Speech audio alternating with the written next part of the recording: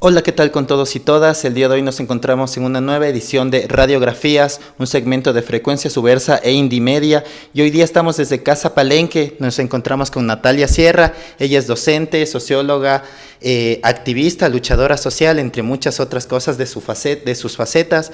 Y hoy día estaremos conversando con ella. Hoy está presentando su libro Tempestades y también estaríamos hablando un poquito de eso más luego. Cuéntanos, Natalia, ¿cómo te sientes este día de tu presentación de tu libro? Bien, o sea, bien en la medida de lo posible, de lo que está pasando en todo lado.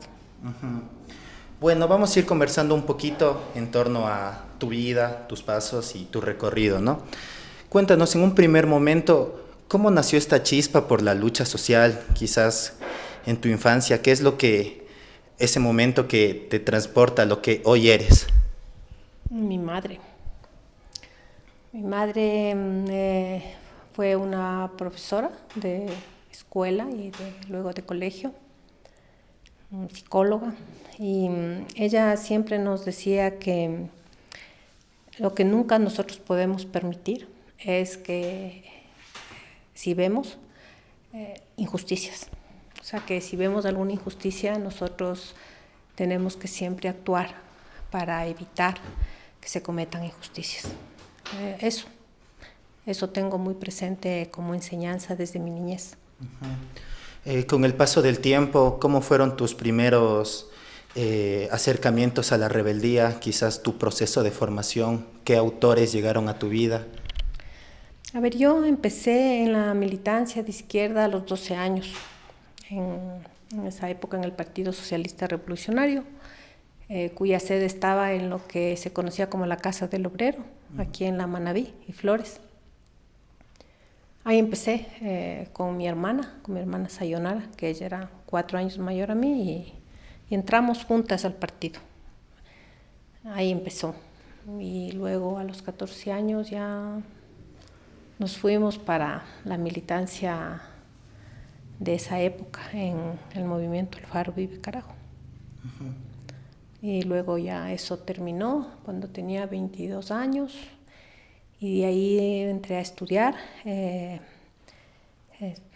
sociología en la Central y me involucré con todos los procesos de las luchas sociales, ¿no? de los obreros, del movimiento indígena, del movimiento de mujeres, luego del movimiento ecologista. ¿Ya? ¿Cómo ha sido este proceso de inmersión en los diferentes movimientos, en las diferentes luchas sociales? ¿Cómo te sientes en todos estos años en ese recorrido?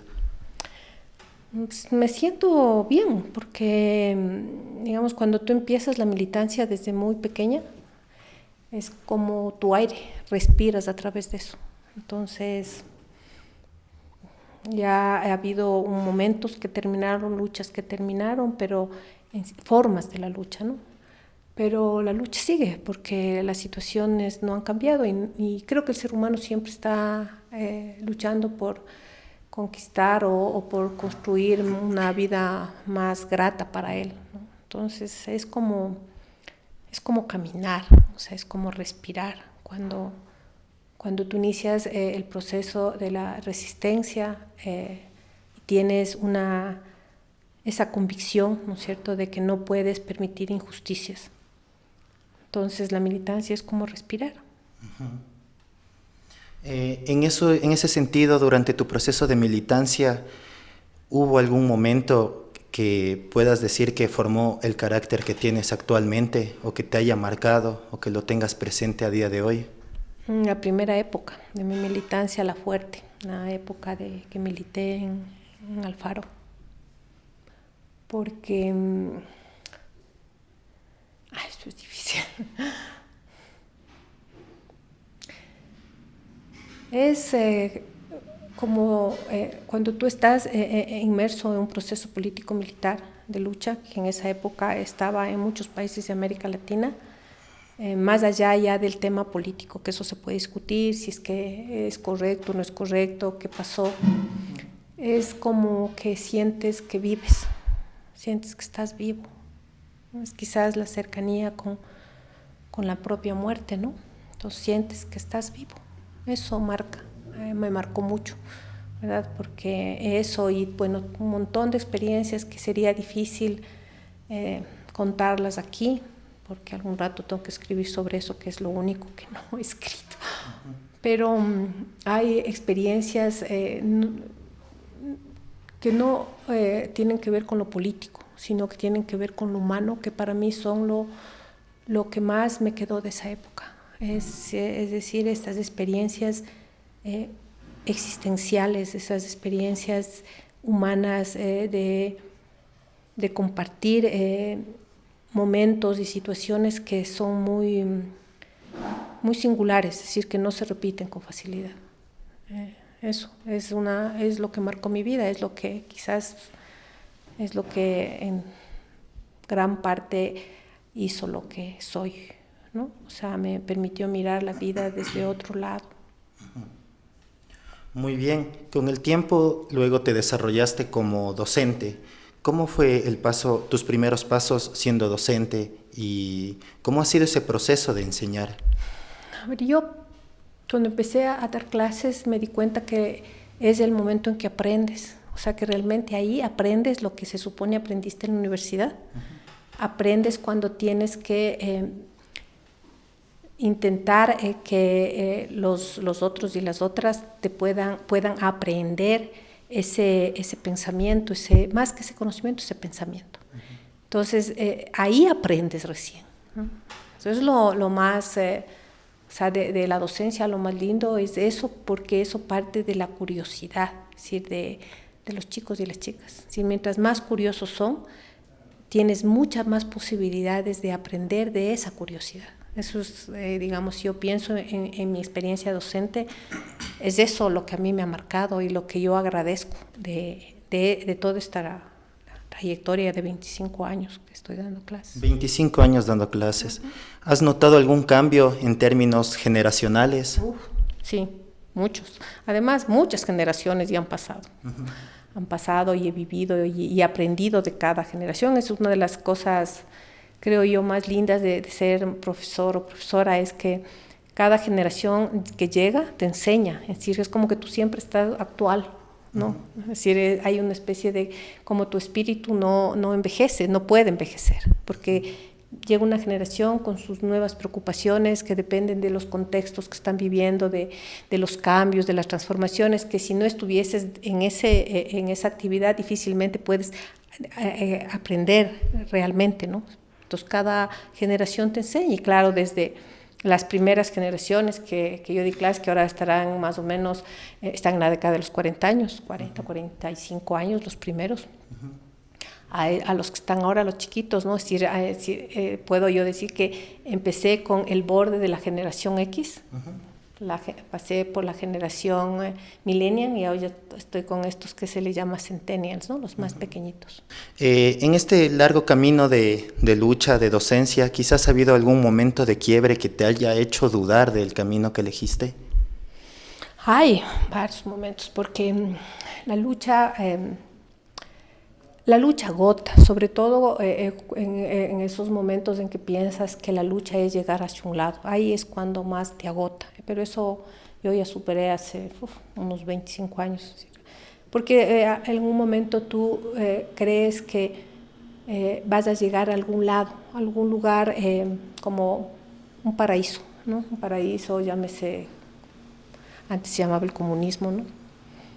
Y claro, y te frustra mucho porque sigues peleando y sigues luchando y sigues viendo que hay más injusticias, y hasta que entiendes que no hay un lugar donde llegar, o sea que está aquí, en la medida en que tú puedas ir transformando entornos, ¿verdad? Ahí es cuando se hace más llevadera, ¿no? Los momentos de frustración que tiene la lucha, agota sobre todo cuando tú ves los efectos o las consecuencias que tiene, ¿no? Porque está llena de persecución, cárcel, tortura, exclusión, estigmatización, ¿verdad? Y más que en ti mismo cuando ves, ¿no? a comunidades, a pueblos que son perseguidos, ¿no? Ahora con el tema de la defensa de los territorios. Entonces sí, es momentos que son agotadores, ¿no? Otros momentos agotadores son cuando compañeros o compañeras de una generación o dentro de esta larga trayectoria se van, ¿no? Se van, están en otros lados, dejan la pelea, dejan la lucha. También te golpea, ¿no? Eso te golpea, pero al final el ser humano es eso, el ser humano tiene que caminar, el ser humano si no camina no se realiza como humanidad, ¿no es cierto? Y el camino está marcado porque tú deseas, o sea, el deseo es eso, es caminar, no es llegar a algún lado, es caminar y en el camino ir construyendo estas otras formas. Eso ha hecho el ser humano siempre. Entonces, cuando entendí esto, fue más fácil, ¿no? Fue más fácil. Ahora siempre duele, por ejemplo, ahora me duele muchísimo y me da impotencia y me da ganas de no sé qué hacer con lo que está pasando en Palestina, ¿no? Que, digamos, aquí también pasa en América Latina, pero esto de Palestina es como tan concentrado la brutalidad de la dominación, ¿no? de la dominación, del cinismo, ¿no? de un poder descarnado, así, y de una complicidad que te provoca náuseas. Frente a todo esto que quizás podría desmotivar a muchas personas, ¿qué consejo podrías darnos para mantener ese fuego encendido, esa llama de la lucha encendida frente a todo? No sé si puedo dar un consejo, yo no soy buena para dar consejos. Yo lo que hago es que yo no, voy a hablar desde mí. O sea, yo no me puedo ver por fuera de los procesos de lucha y resistencia, porque como te dije al inicio, yo respiro ahí. Es decir, si yo me alejo de eso, me asfixio, porque si yo estoy fuera de eso, la vida pierde total y absoluto sentido. Y cuando la vida no tiene sentido, entonces mejor vos mismo lánzate al hueco, ¿verdad? Entonces, para mí, el sentido más pleno de la existencia está en caminar siempre tratando de que la vida del ser humano sea más grata, que nunca va a ser perfecta, no va a ser nunca perfecta, porque ahí está lo constitutivo del ser humano, es su contradicción, pero justamente por eso camina buscando momentos de felicidad. No hay la felicidad absoluta, momentos de felicidad, momentos de alegría, más justicia, ¿no es cierto?, menos violencia, y si no hago eso, entonces no, ya para qué. Excelente reflexión. Con el paso del tiempo, todos estos aprendizajes te fueron llevando a escribir, ¿no? ¿Cómo fue el paso de quizás vivirlo, aprenderlo, pero ya plasmarlo en letras y escribirlo? ¿Qué dificultades encontraste al momento de plasmar tus ideas?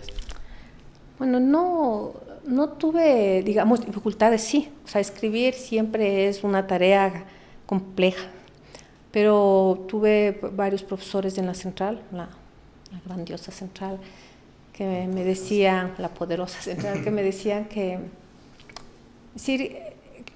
el pensamiento tiene que estar escrito, porque si no, no permite, digamos, que ser compartido más ampliamente, ¿verdad? Y que hay que dejarlo ahí. O sea, no basta solo con decirlo, porque nosotros tendemos esa tendencia, pues somos culturas orales. O sea, también es lindo hablar y hablar lo que estamos haciendo. Pero claro, me decían que es importante que quede escrito, porque a veces uno va con una idea y luego me decían a mí, no, pero escríbela. O sea, los profesores, ¿no? Y tuve esa motivación, ¿no? Sobre todo del profesor Milton Benítez, que me decía que escriba y escriba.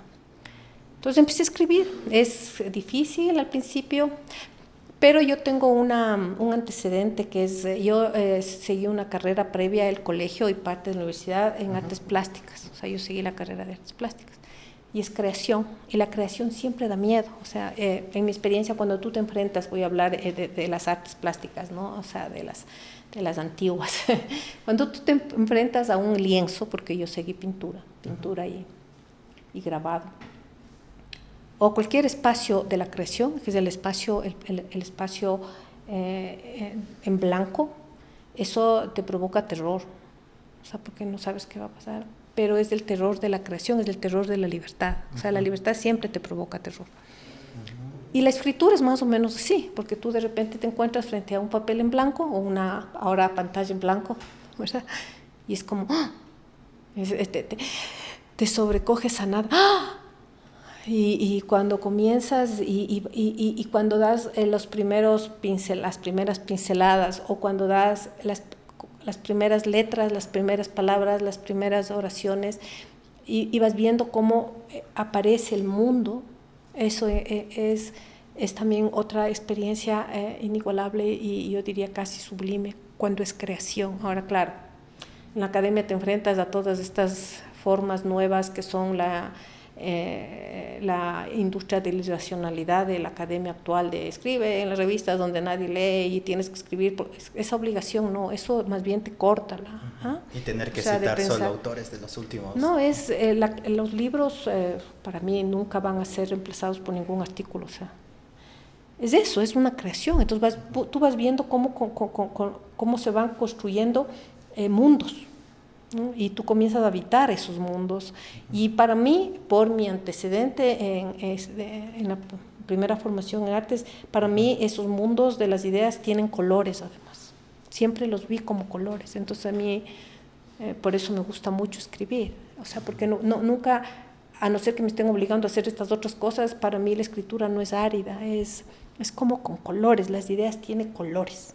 Y vas construyendo, entonces es hermoso cuando de la nada de repente tienes un mundo.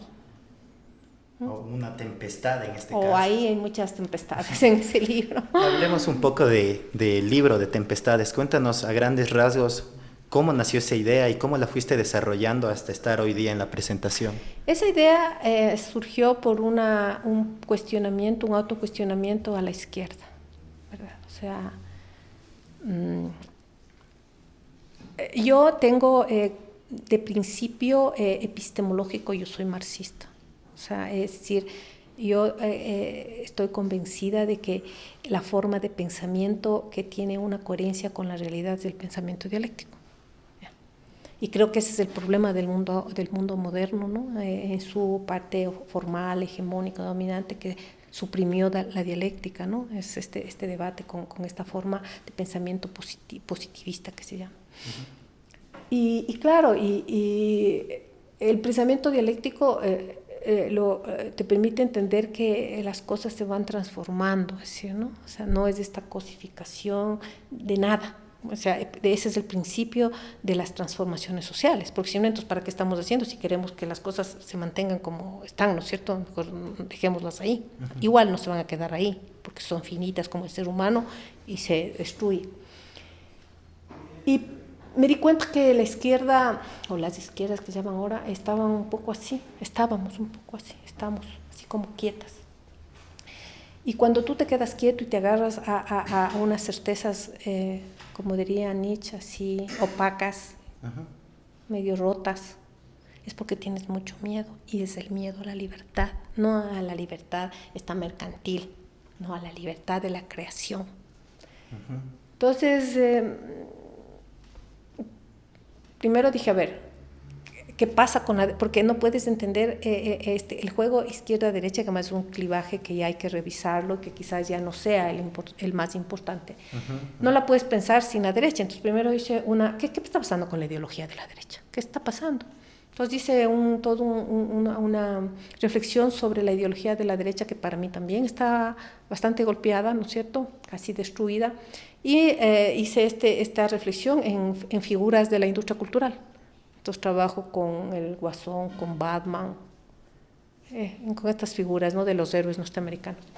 Entonces hago esta primera parte donde muestro por qué la ideología esta de la derecha, que buscaba siempre el enemigo, el comunista, el terrorista, el narcotraficante, esto comienza a dejar de ser eficiente, ¿no es cierto? Porque al final el terrorista que estaba antes en el comunismo, en la Unión Soviética, después en el mundo árabe, después en América Latina y todo, termina metiéndose adentro con la toma del Capitolio en la época que pierde Donald Trump. O sea, el terrorista está ahí adentro y es blanco, cristiano y hombre. Ya. Entonces hago eso. Y luego hago la parte de qué pasa con la izquierda. Y bueno, ahí les dejo que lean esa parte también, qué pasa, qué está pasando con la izquierda, ¿no? Y esta es la segunda parte. Y la última parte, que es algo que quizás por eso voy a tener, yo pienso, quizás muchos muchos enojos de la izquierda. De la derecha no me interesa, como digo, pero sí de mi gente, ¿no? Mucho hate. Porque en el último me bajo con la figura del Che Guevara. No, porque yo crea que no fue una figura importante en los procesos revolucionarios en América Latina, sino porque creo primero que se pertenecía a su época, y a veces nosotros queremos sacarles de su época y hacerles dioses, y no, ¿verdad? No, porque eso es anti-pensamiento crítico. Pero por otro lado, creo que la figura del Che Guevara no nos permite entender nuestros procesos en el mundo andino, porque el mundo andino es un mundo que no es del individuo. Entonces, querer ponerle al Che, que es la figura clara del individuo moderno, a rajatabla aquí como símbolo de los procesos de emancipación del mundo andino, me parece, no. Es muy mecánico también. Y además es colonial también, ¿no es cierto? Porque tú puedes reconocer el valor de las personas, hombres y mujeres, que han aportado a este camino de la justicia, ¿no es cierto? Gandhi, Mandela, Marx, bueno, ¿no? De todo lado, antes Jesús, el propio Jesús. Pero tú no puedes coger y de forma mecánica trasladarles a una realidad y querer imponer en una realidad, porque es también colonizador. Y yo en algún momento entendí que mucho del pensamiento revolucionario que venía de Europa, que es hermoso, que me formé con él, cuando no hay la posibilidad de historizarle, ¿no es cierto?, termina siendo también colonizador. Y entonces no se puede entender la lucha de clases, la lucha contra el capitalismo, si no la articulas a la lucha anticolonial y a la lucha antipatriarcal. Esta articulación es bien complicada. Y creo que a veces la izquierda tiene pereza y no se pone a tejer, porque el tejer implica pensar, y pensar implica que tú tienes que soltar tus certezas de comodidad. Así como dice, desapegarte. Es duro desapegar. No tienes idea lo que me costó bajarme al Che Guevara. O sea, el Che Guevara es hasta guapo, es para mí, o sea, hermoso y todo, pero no. ¿Sí? Y lo mismo pasa con Marx, y lo mismo pasa con otros, ¿no? O sea, sí, o sea, hay que coger lo que permite, nos permite entendernos, solo lo que nos permite entendernos, ¿no es cierto? Y no querer forzar a que lo que dijeron tiene que decirnos lo que pasa aquí, porque no funciona así. Entonces es un proceso de deconstrucción, desde Lacan diríamos un suicidio simbólico el que hago en ese libro, en estas dos últimas partes. La primera no es fácil, ¿no es cierto?, porque estás criticando aquello que tú consideras que no es lo mejor para el ser humano, ¿verdad? Que es esta ideología de la derecha, bueno, eso para qué estamos en otro lado. Pero de nuestro propio lado creo que si no aprendemos a vivir en el mundo, en el siglo XXI, es decir, vamos a quedar atrapados, ¿no es cierto?, en un paréntesis ahí histórico, que es necesario a veces quedarse ahí, pero para hacer saltos. Pero quedarse ahí y momificarse no tiene sentido. Y si es que vamos a hacer eso, entonces mejor, desde mi punto de vista, yo no sigo en esta pelea, porque ¿para qué? ¿No es cierto? ¿Para qué? Y eso es miedo. Y el miedo nos inculca mucho las ideologías dominantes, o sea, ¿no?, te generan miedo, porque el miedo te paraliza. Es necesario entonces quitarse el miedo a la creación, como dices. Bueno, qué agradable conversar contigo, Natalia, se nos fue el tiempo y de hecho aprendí muchas cosas en esta breve charla. Ojalá podamos tener otro tiempo, otro momento, otro espacio para poder seguir conversando y que nos sigas contando al respecto. Gracias. Muchas gracias por esta entrevista. Y bueno, amigos y amigas de Indymedia y de Frecuencia Subversa, esta fue una nueva edición de Radiografías. Estuvimos aquí desde la Casa Palenque con Natalia Sierra, y esto fue Radiografías, porque nuestra palabra es nuestra arma.